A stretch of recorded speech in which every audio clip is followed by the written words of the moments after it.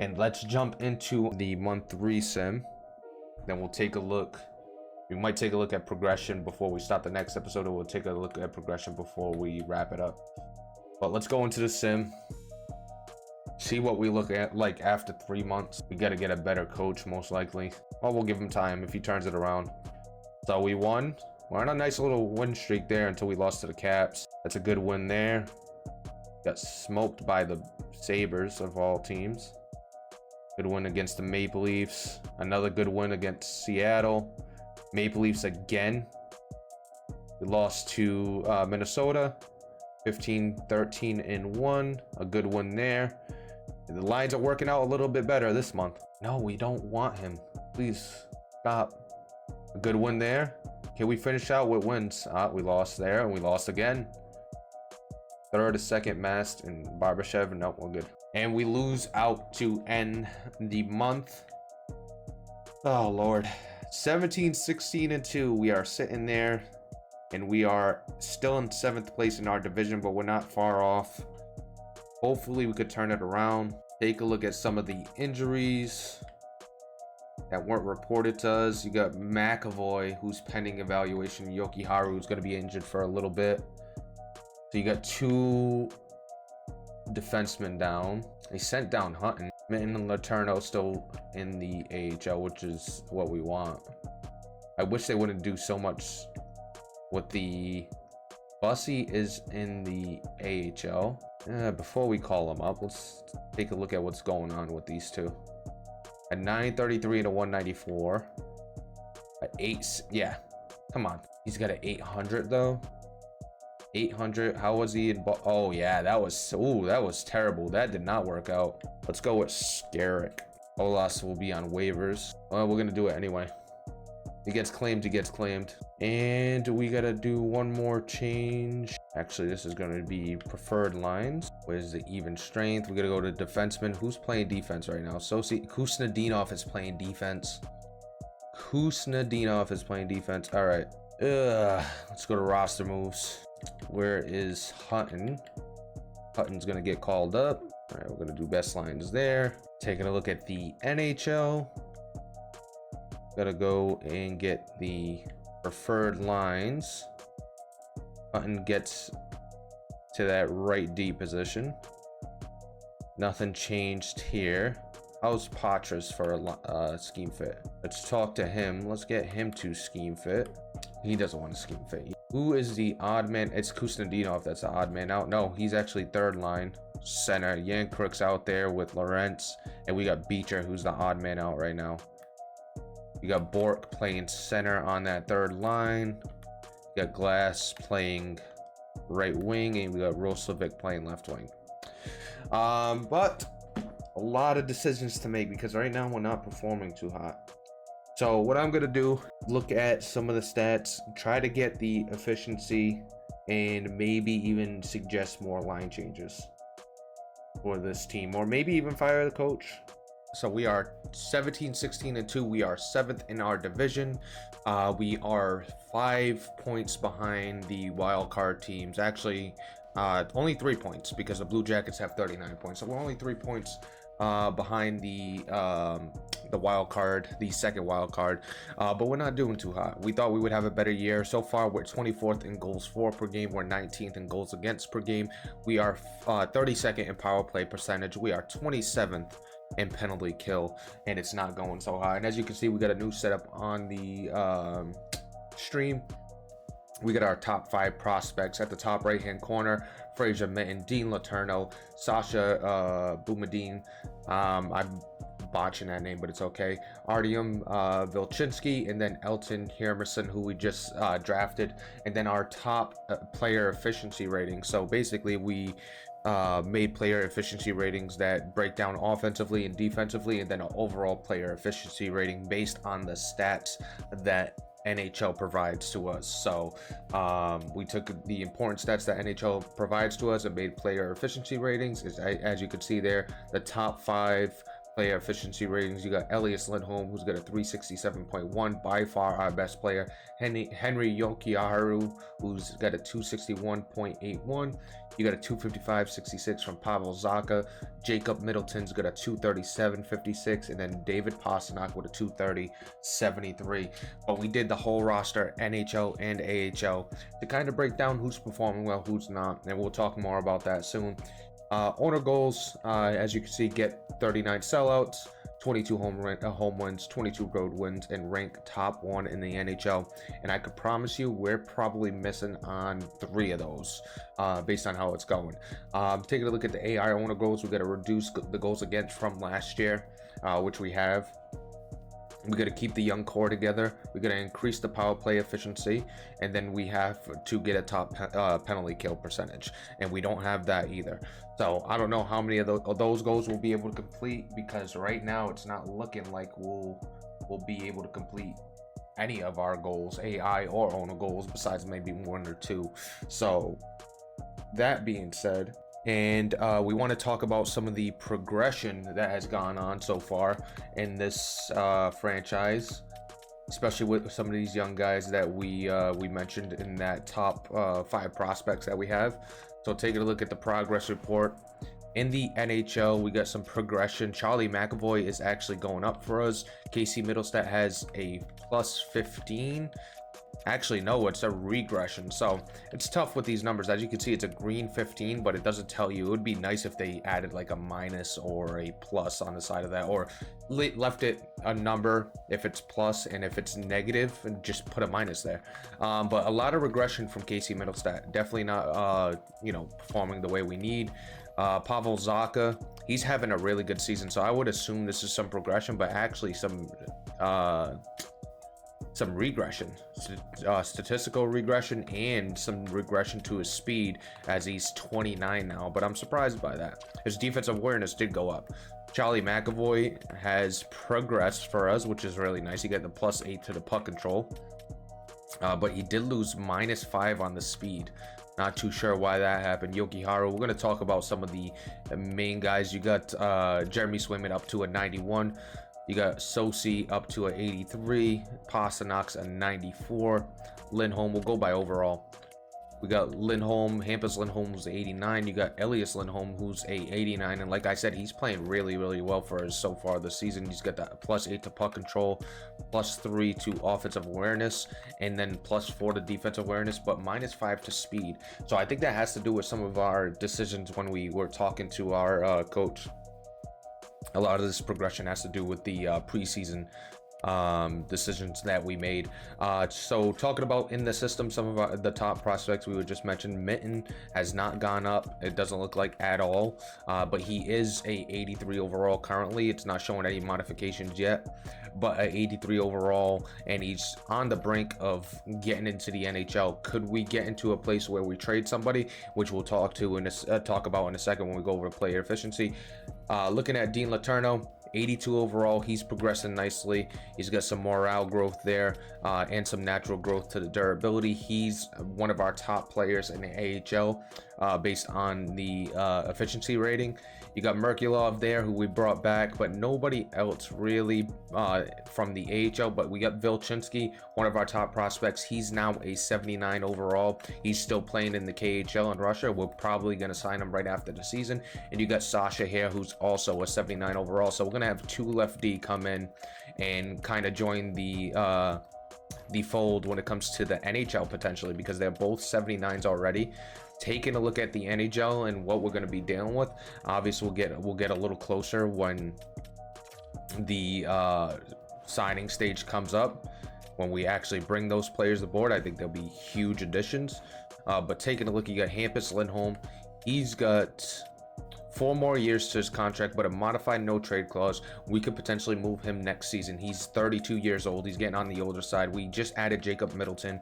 I think out of the 3 we have, Lohrei, Lindholm, and Middleton, Middleton is the one we want to keep. And Middleton has 3 years left. So after this year, he'll have 2, but he has 3 years total left on his deal for 4.35, which is not bad at all. And then Lohrei, as you know, has this 1-year deal left, so he could definitely be on the trading block. And speaking of the trading block, this is going to tie into what we're going to do with the trading block. So we did all the player efficiency ratings for our team, and basically we broke down the NHL and the AHL, and I showed you the top 5 in the NHL on the screen. That's the top 5. Our bottom 5 right now, worst players that have played a decent amount of games. I won't include the guys that's played 2 games, like Glocko only played 2 games, so his numbers are kind of weird. But our bottom 5 right now, worst players on our team: Mason Lohrei. He's played 18 games. He's on the French. He'll be an honorable mention. Matty Patras is number 5. Number 4, Roslovic. Number 3, John Beecher. Number 2, Matt Duchene. And number 1, Cale Youngkrook. And he's played 25 games, so that's also an interesting one. So those guys are really underperforming. And one guy we just mentioned that I am gonna throw on the trading block, including Lohrei, is probably gonna be Matt Duchene. Not really doing what he needs, and with Fraser Minton on the brink of being able to be called up, putting Matthew Duchene is going to be a key for us. So we're gonna keep our first round pick up there. We want to buy. We've been bad for too long.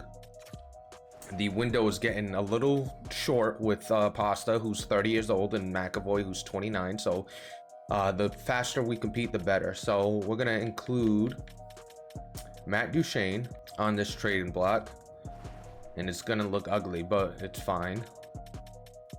And let's throw in Mason Lohrei, like I said. So he's on a 1-year deal. Matt Duchene's on a 2-year deal, but hopefully we could get somebody to buy in on Matt Duchene. Hopefully we could get something good in return. While we do that, we're going to take a look at some of the trading options out there, just based on the trading block. We'll go to the Anaheim Ducks. We'll see if there's anybody decent. Frank Vetrano is an interesting piece. Ex-Boston Bruin, bringing him back would be interesting. He's a two-way forward. He's got quick pick. He's got thunderclap, shock and awe, and heat seeker, which is not a bad combination of a few things. And he does fit on that second line, so he would take over for Matt Duchene. But he's also 32, and how much longer on his contract?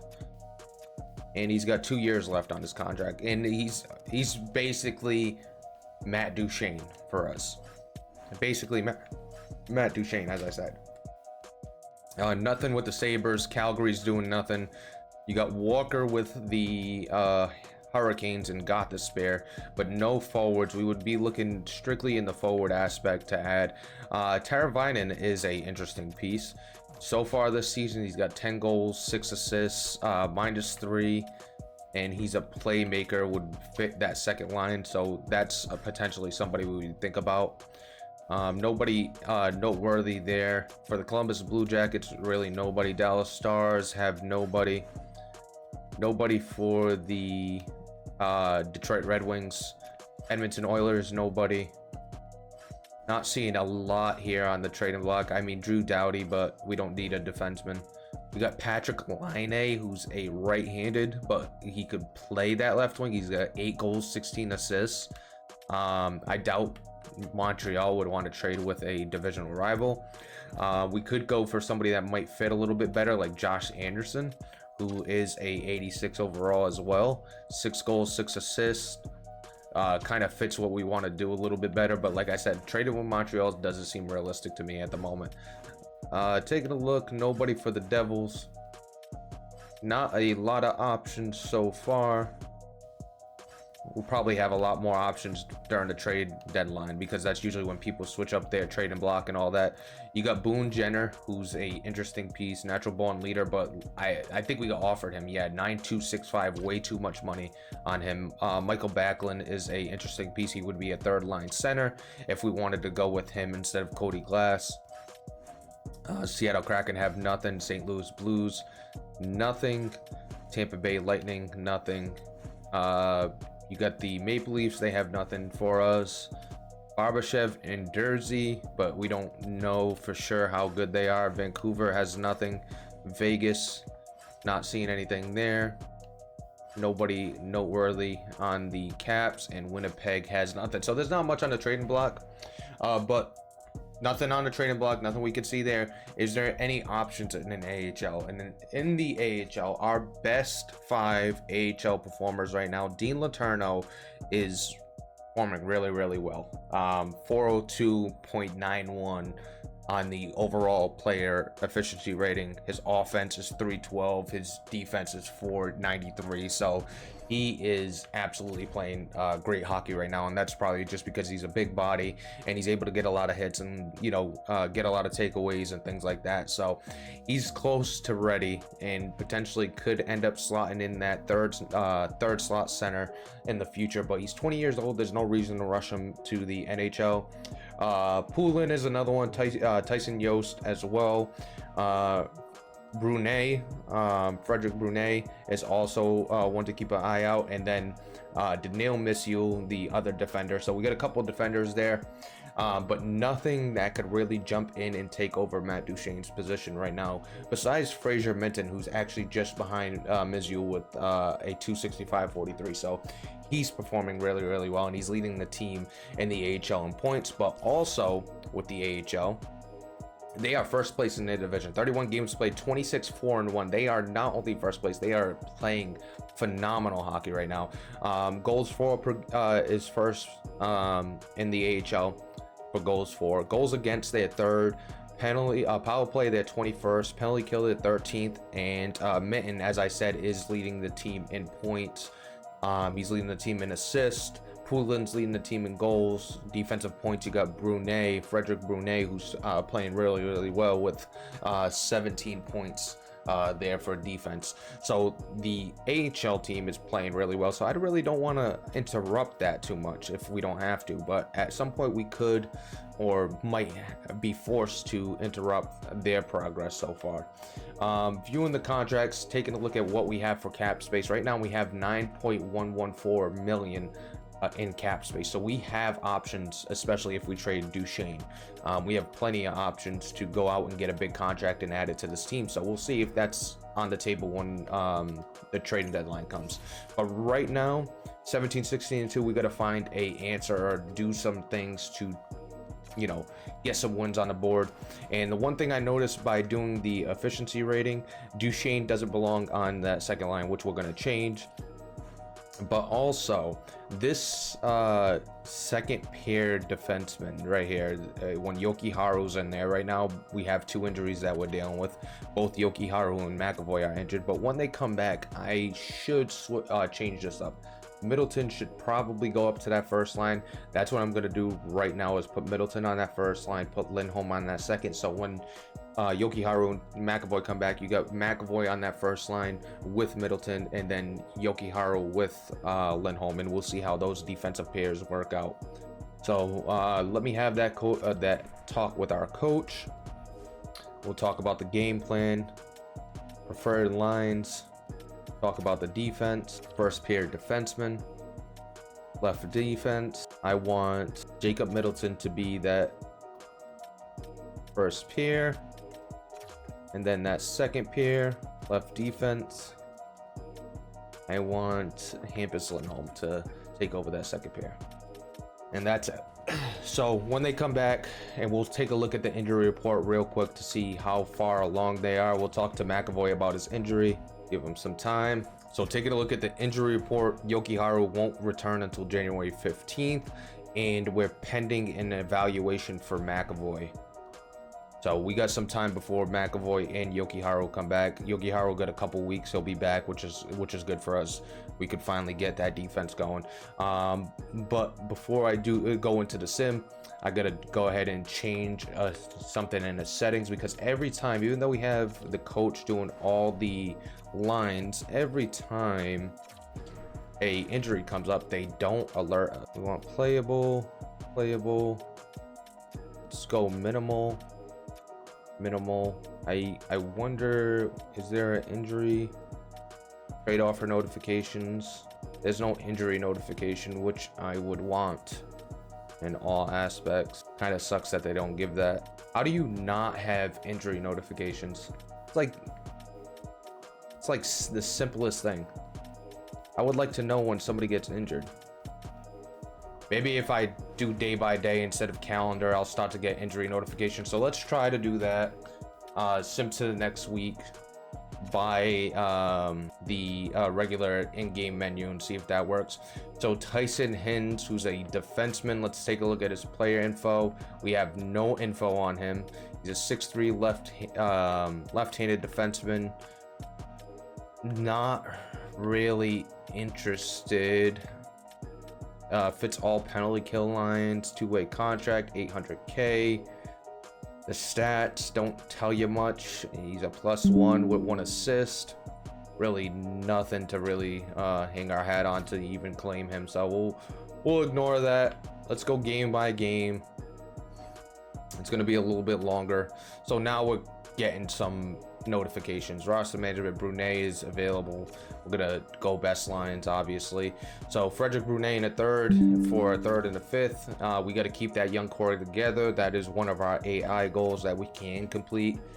We win 1-0. That's a good start. You got Marshament. Oh no! Wow, because of the morale, I couldn't see it. McDermott, who's a 6'5" grinder. It says 83 overall, but that's probably not the case. Fits that fourth line.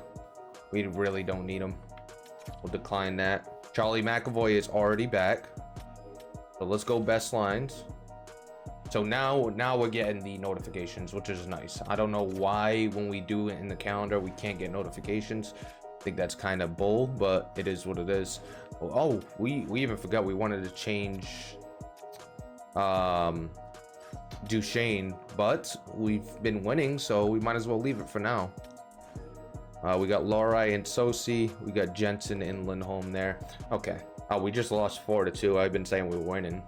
8-1. That's a huge win. Jeremy Swayman is back, so let's go to our roster moves. So that's good. And now that we're going day by day, we could actually keep track of who's injured and who's not. So who would we have to bring down? Oh, probably Hutton. Put him on waivers. Best lines NHL. Since I changed that, let's see if it was actually the setting instead of the sim and day by day. So let's put this on yes and see if we still get notification. It might be a, just a basic, if you're not doing the lines, we're not going to tell you. Drew Hellison. Taking a look at the player info, probably don't got much on him. Top 6 medium, 72 overall, right-handed defenseman, and a born leader. That is not a bad ability for somebody to have, honestly. And we could claim him, but he would have to be in the NHL. He's a +5, 1 goal, 2 assists. I'm really thinking about it just because of that born leader, but 25 years old, a top 6, and that's 72 overall. We don't know. That could go way down. Let's take a look at the full stats. In the AHL, he played 61 games, had 8 points, a +9, 15 minutes. Man, I like that born leader perk, but we're gonna decline that. Thought about it for a little bit. We're gonna decline that. We haven't got a notification about Yokiharu, so it might be the minimal thing because it's January 15th. Let's go look at the lines. Okay, Yokiharu's not back, but Lorentz got injured, and I don't remember getting a notification for that. Let's see if Yokiharu comes back. See if we get a notification in the next few days. 4-2 loss to Seattle. Edmonton, can we get a win here? Yeah, you get no notifications. Take a look at the injury report, see if somebody new's on there. He's coming back February 6th, so he was just January 15th, and Sosi got injured. We didn't even get notified, so it is a minimal thing instead of a location thing when it came to the notifications for injuries. So let's turn that back to minimal. We'll leave minor league the way it is because we don't care. It's not like they're gonna send somebody down to fill the minor league, so we don't care that much about that. At least in the NHL, when I need to fill a position, I'll know that I have to call somebody up. So taking a look, I think we got a forward. Yep, this is the exact reason why is Morat Kustendinov playing right D right now. So let's see if we can call back Hutton. I don't think anybody claimed him, or maybe they did. Nope, he's still there. Let's call him back up. He also got Warner, who's just about ready to be in the NHL. That being said, what do we have for... We got Jensen, do preferred lines, Yokiharu, Jensen, and McAvoy. So we're pretty much in a good spot. We could potentially move like Jensen after the season. All right, so now that it's on minimal, let's see if we get notified about trades. Not trades, injuries when we do a calendar sim. So a third and a sixth for Brunei and a third. We're okay on that. No notifications yet. So we either really lucky. Okay, perfect. Perfect. So on to the next month. We are sitting here at 23, 21, and 4, 4, and 2 in our last 10. We are now 19th in goals for, 17th in goals against per game. Power play percentage is 8.5, which is 20th in penalty kill. Still in 7th place in our division, and we're chasing 8 points to get into a wild card spot at this time.